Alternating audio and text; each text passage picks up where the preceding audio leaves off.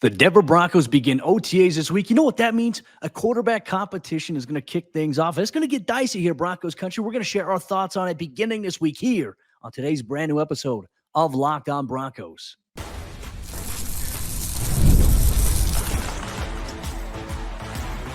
You are Locked On Broncos, your daily Denver Broncos podcast. Part of the Locked On Podcast Network, your team every day. Broncos Country, what's up? Welcome into a brand new episode, Locked On Broncos, your daily Denver Broncos podcast, part of the Locked On Podcast Network, your team every day. Thank you so much once again to all the everydayers out there for tuning in, making Locked On Broncos your first listen of the day every single day. Just a reminder, you can get this podcast for free on YouTube or wherever you get your podcasts every single day, all year long, for all your Broncos news, content, coverage, analysis, and more. You get it here, and we're excited to bring it to you here. I'm Cody Roark, Broncos reporter from Mile High Sports, joined alongside, as always, by Sayre Bedinger, site expert over there at predominantlyorange.com. And today's episode is brought to you by FanDuel. Make every moment more. And right now, new customers get $150 in bonus bets with any winning $5 bet. It's $150 with any winning $5 bet.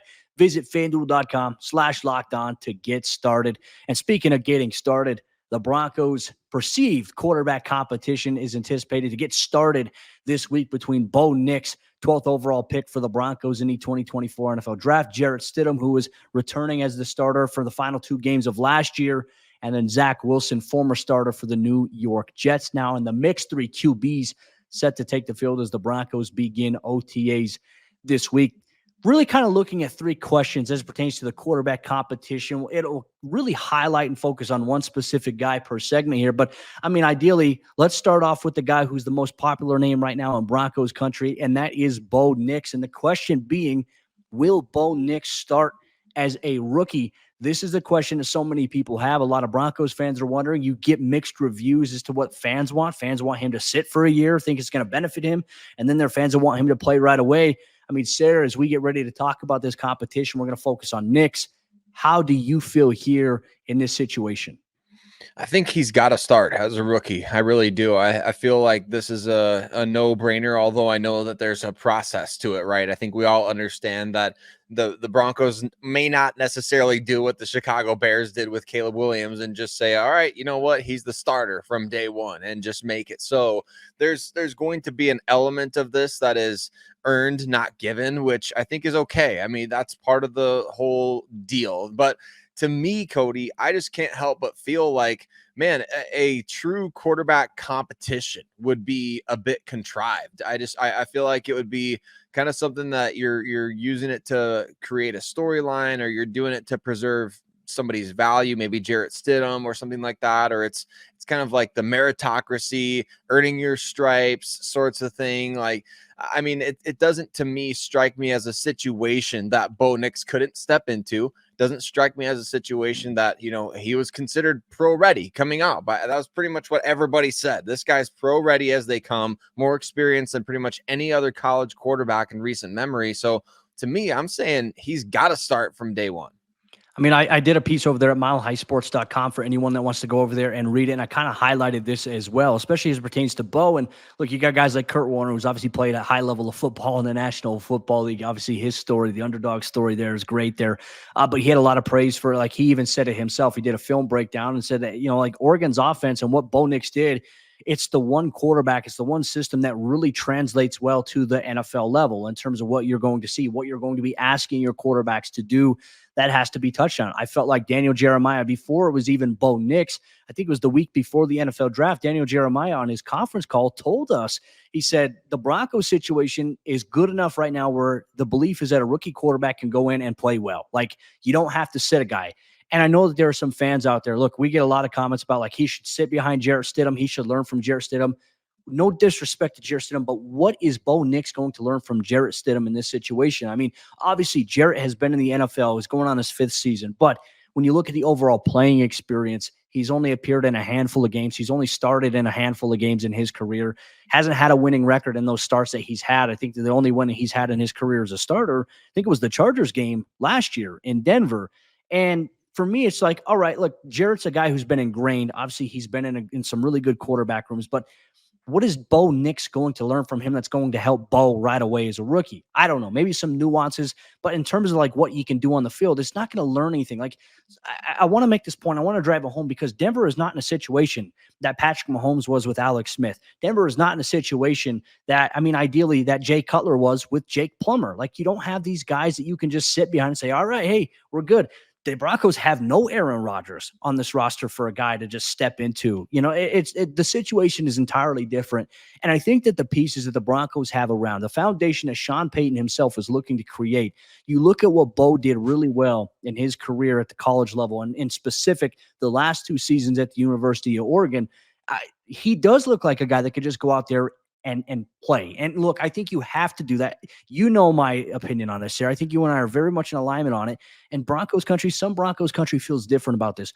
But you have to let Bo Nix go out there and you have to get him playing time. You have to let him make mistakes and grow from those now. Sitting and waiting is not going to do it. He's 24 years old. He's a little bit older than most rookie quarterbacks. So why wait? Why wait when you have pieces around? You get one of his best college weapons. You bring him in the NFL draft. You're hoping you're going to get Cortland Sutton back in the fray, but you have weapons and you have ideally right now a good idea what the offense is going to look like, confidence in the offensive line, and potentially even reuniting him with his college center, Alex Forsythe. So for me, there is no better situation than right now than for Bo to step in and be the starter day one. However, I imagine we're going to see it play out as competition. But at the end of the day, even if it's competition, I still think that Sean knows, and Sean is going to say, hey, Bo's going to be our guy, but you have to test him. You have to put him up in some competitive situations. Now, the thing I want to mention with OTAs beginning this week, Sayre, we're only going to get access to one of those 3 days. Not sure exactly which day that's going to be the case yet, but I'll be at one of those 3 practices this week. And I'm very curious to see if Sean Payton switches it up, right? There's 3 quarterbacks on the roster. Last year at training camp, when they'd do a 7-on-7 or 11-on-11, there'd be 21 plays in those specific series. And each quarterback, whether it was Russell Wilson, Jarrett Stidham, Ben DiNucci, those guys would each get 7 reps at QB. Is Sean going to do the same thing this time around? That's what I have a question about. Going to be interesting to be able to note that and to see what Sean Payton is willing to give in terms of when he's questioned by the media of like, hey, what is your plan over the course of the offseason? Like he talked about, I believe he was referencing Ben DiNucci in particular recently, Cody, when he was talking about how it was kind of in fairness to him that they cut him because there's just only so many reps to go around. So I feel like it'll be fascinating to hear how he answers any questions about that whole situation and how they do plan on approaching Bo Nix going forward, because you're right. I mean, this isn't a Jake Plummer, Jay Cutler thing. Remember, the Broncos went to the AFC Championship game, hosted the AFC Championship game the year before they drafted Jay Cutler, and that is still painful to me. I can't believe they didn't beat the Steelers in that game. What a load. But the same is true of the Chiefs with Mahomes and Alex Smith. Remember, the Chiefs were really good when Peyton Manning was the quarterback of Denver. Like, there was, I remember, I think it was a Monday night or Sunday night matchup where the Chiefs came into Denver at 10-1 and the Broncos were like 9-2 or something. I mean, they were that good. They were a really good team. And so for them to just say, all right, Alex, you're out of here. I mean, I know we like to kind of make fun of Alex Smith a little bit when the Broncos were that much better than the Chiefs. But in all honesty, I mean, he was a really good quarterback and he was a guy who had a high floor at the position. So that doesn't exist, like you mentioned, with the Denver Broncos right now. I mean, and you need to let your young guy fail forward unless you have a substantially better option to play like a, Jake Plummer or an Alex Smith. And we know and understand like that whole, it's not about politics at that point. Those guys are good players who led their team to big games. Jarrett Stidham, like you mentioned, he's only got a handful of starts. Zach Wilson has a lot more starts, but at the same time, what has he really done and played in? So to me, it kind of, you've cleared the path for yourself to be able to justify starting Bo Nix from day one. Well, has Jarrett Stidham and his experience knowing Sean Payton's playbook, is that going to give him an advantage as OTAs and the quarterback competition begin this week? Sayre and I are going to dive deeper into that here on today's brand new episode, Locked On Broncos.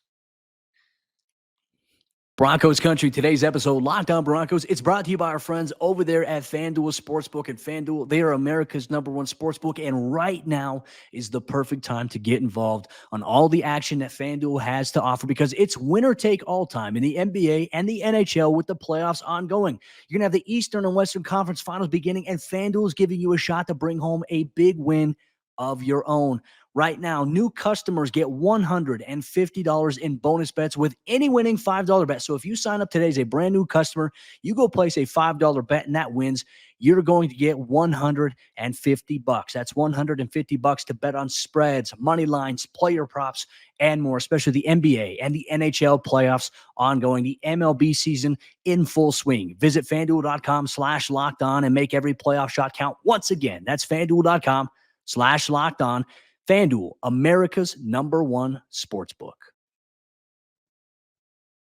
Jarrett Stidham is the elder of the Denver Broncos quarterback room, but how much is that actually going to benefit him? Cody and I are going to break that down on today's episode, Locked On Broncos, but want to say thank you and give a shout out to all of you that make Locked On Broncos your first listen of the day every single day, wherever and however you listen to podcasts, as well as on YouTube, where the community is exploding right now. So go ahead and go over there and join and subscribe to the YouTube page if you haven't done so already. We appreciate every single one of you for rocking with us every day, especially it's the off season, right? I mean, we want daily updates in the Denver Broncos. We want to know what the coaches are saying, what the players are doing over the weekend. Hey, the rookie premiere, got to see some of the rookies in their full uniforms already. So a lot of fun stuff going on in Broncos country, but let's talk about Jarrett Stidham. Speaking of new uniforms, he will no longer be rocking the number 4. That's going to be Zach Wilson out there. So for anybody out there that doesn't have a roster handy,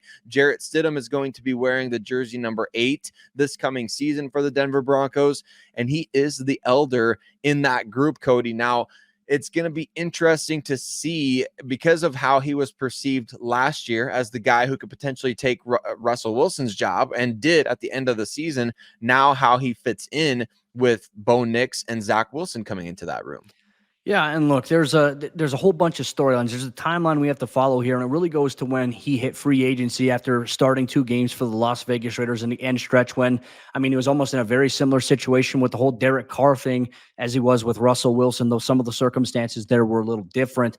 But the reality of the situation, as Sean said, going back to that offseason, is, we believe he's got a really good trajectory to be a really good number 2 in this league. It has the potential to start there.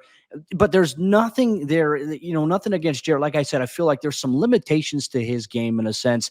Like, I think he could be a very effective guy. I felt like when he came in last year, the one thing we saw him do well, he was able to hit a little bit of the middle of the field stuff, the quick passing game, short to intermediate crossing patterns to Jerry Jeudy, but he also struggled as well. And in these past 2 seasons, he started a total of 4 games, 2 games for the Raiders. He started 2 games for the Broncos. And in those 4 games, he was sacked 7 times in those 2 starts as a member of the Las Vegas Raiders. He was sacked 7 times in those 2 starts as a member of the Denver Broncos. So the last 2 years, he's been sacked quite a bit in the limited sample size that he has had. But he's also had some moments where, he had that one game against the San Francisco 49ers. Like, he's shown some flashes like, okay, hey, this guy has the opportunity. And like, he's doing this against the NFL's best defense.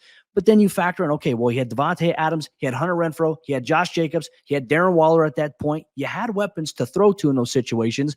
And then we saw them struggle. We saw him struggle against the Kansas City Chiefs the next week. I think that's when they did a whole bunch of crazy stuff that really pissed Quinn Miners off with like the merry-go-round thing. I remember that game, watching that.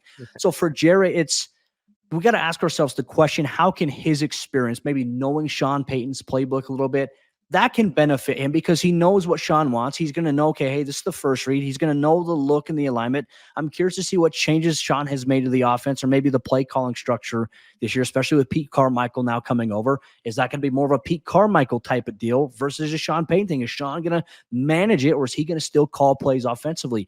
That's a question I think we also have for him this offseason. But for Jarrett, he's been in the league. He's going on his 5th season in the NFL. I mean, Sayre, he's appeared in 16 total games in his 4-year, now going on 5-year career. 4 career starts, a 1-3 record as a starter. Nothing spectacular. He's even on touchdowns and interceptions. He's thrown 8 touchdowns, thrown 8 interceptions in his career combined so far. And the reality I'm asking here is he good enough to push the Broncos over the hump, right? Is he good enough for Denver to go in and compete inside the AFC West? We also have to ask ourselves the same questions regarding Zach Wilson. We got to ask ourselves the same questions regarding Bo Nix. I think if Denver didn't have a rookie quarterback on the roster that has had some success and had some experience at the college level and also has won there, then I would look at maybe Jarrett Stidham and say, you know what, he's probably the odds-on favorite for the guy. And look, there was a lot of PR stuff going on by Ian Rappaport of the NFL Network this offseason saying, hey, the Broncos, they're comfortable if they don't get a quarterback in the draft. They're confident that Jarrett Stidham can be the guy. I'm not necessarily sold. And a lot of people I talk to are also not sold on that as well. Stidham can maybe win a few games, but is he going to win you more than 8 games? I don't think that's the reality here for the Broncos, unfortunately. And that has nothing to do with how I view Jarrett Stidham. Jarrett's a great guy.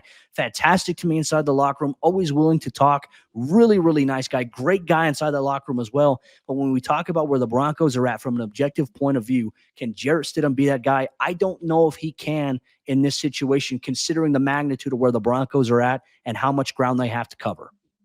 He would have to go out and have an otherworldly offseason, wouldn't he? I mean, in all honesty, I mean, that's really what he's facing up against right now. I mean, I know he is the highest paid guy in that room as far as I think the salary this year. I don't think Bo Nix is getting paid $7 million on the cap this year. So as far as this year is concerned, he's the highest paid guy there. He's the oldest guy there, and he's got the most NFL years under his belt. So I get it in terms of what people are saying, and I get it in terms of, well, we don't necessarily want to come out and just crown Bo Nix right now. But look, I mean, here's the deal with what Sean Payton said. Remember at the rookie minicamp when he came out with the comments about how basically Bo Nix looked exactly like we saw at the private workout. Remember what he said about the private workout? He's like, we got in the car and we're like, I can't believe they basically couldn't believe what they just saw. And they couldn't believe that nobody was wanting to take this guy higher than where they were sitting. And so to me, it's just one of those kind of I don't know. Is he auditioning Jarrett Stidham for other teams in the preseason? Is he going to be out there playing potentially for a trade? I mean, I don't think that's out of the realm of possibility. Injuries happen every single year. A very favorable in terms of the team-friendly contract. And he's a guy who has started games. And he's a guy who, like, I remember last year, Cody, obviously Josh Dobbs, he got traded after the preseason from, I believe it was the Browns to the Arizona Cardinals, ended up starting up until the trade deadline and then got traded again to the Minnesota Vikings and played some meaningful games for the Vikings. And so I'm not saying that Jarrett is going to be on that similar path, but what I am saying is that there's probably other teams out there that like him, and he's got to put his best foot forward this offseason. And the Broncos are doing him a favor by not saying it's Bo Nix right away.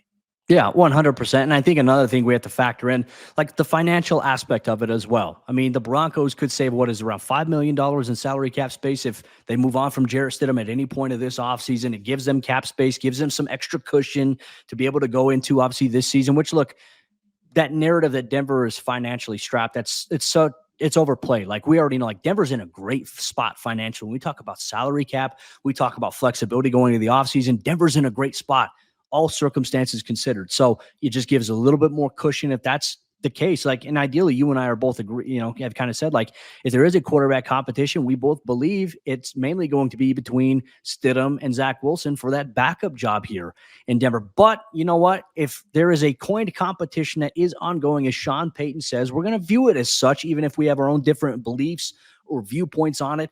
There is a competition. So now that begs us to ask the question, can Sean Payton revitalize Zach Wilson's career in Denver? We'll break that down here on today's brand new episode, Locked On Broncos.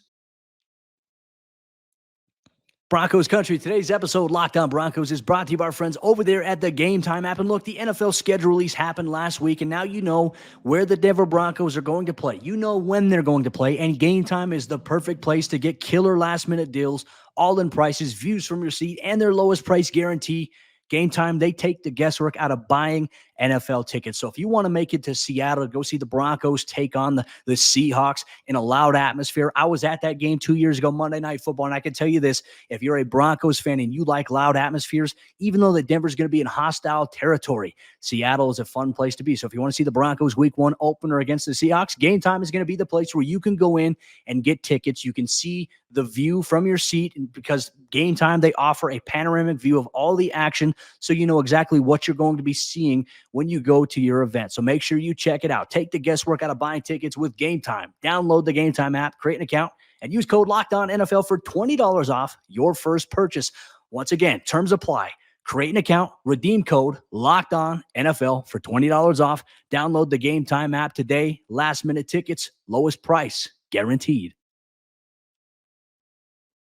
As we jump into the fourth quarter action on today's episode, Locked On Broncos, going to ask ourselves the question for Zach Wilson. Can he revitalize his career in Denver? What can Sean Payton do to make that possible? And could he maybe be in the realm for the backup job here in 2024? A lot of things going on as the Broncos begin OTAs this week. We'll have you covered every step of the way, all the news you need to know, what's going on at OTAs. Media gets access to one practice this week out of the 3 practices that are ongoing. I will be there. So whatever we learn, whatever we see and we gather, we'll break it all down here on Locked On Broncos for you as we prepare for not only just OTAs to go through, mandatory minicamp on June 11th through June 13th. Real quick, just wanted to say thank you so much to everybody in Broncos Country for tuning in and making us your first listen of the day every single day. You can get us for free on YouTube or wherever you get your podcast. We just want to say thank you so much, Broncos Country, for making the show exactly what it is. We've talked about the quarterback competition that's going on this week, Sayre, and obviously Broncos Country wants to know who's going to be the guy. Is it going to be Bo Nix? It's going to be Jarrett Stidham. Is it going to be Zach Wilson? A lot of questions for each of these guys here. But for Zach Wilson, I want to maybe ask a different question here, right? We talk so much and we hear so much about, can Sean Payton fix Zach Wilson? Can Sean Payton revitalize Zach Wilson's career? I might have a little bit of a bold take here, Sayre, and it may not be as popular as many people think. I don't think it's the coach's job to fix a guy. Now, follow along here for a second. It is a coach's job, in my opinion, Sayre, as a former coach and just as someone who observes and covers the NFL. A player has to put in the work, right? And I think these guys are going to do that. But it is not a coach's job to fix a player that has maybe some issues that they just can't get over. Like, you're bringing in a guy and hoping that, hey, can I as a coach create an environment where this guy is going to make more impact plays? Is he going to make the right read versus is he going to make the same mistake over and over and over and over again? I think with Zach Wilson, his time with New York, you look at the environment, you can make arguments. Like, there were times where New York's offense, even though it was bad, looked significantly better than Denver's offense in terms of being able to move the football. Not necessarily in terms of putting up points. That's something that they struggled with a little bit at times, but they have prolific playmakers. They were able to make plays. Zach Wilson was able to capitalize, but it's not Sean Payton's job to fix him. It's Zach Wilson's idea to come in here as a guy who's going to be competing for a job, whether that's the starter or the backup job.